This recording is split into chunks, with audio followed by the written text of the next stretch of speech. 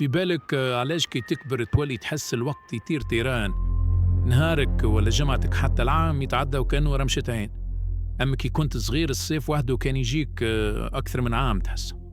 الحكاية ما هيش سحر، راهو المخ هو اللي يبدل طريقة إدراكك للوقت والمعلومة اللي تجي. المخ يكون صغير، كل يوم يعيش فيه تجارب جديدة ومعلومات أول مرة تتعدى عليه. المخ يسجل التفاصيل الكل، وكي تفكرهم تحس الوقت كان طويل.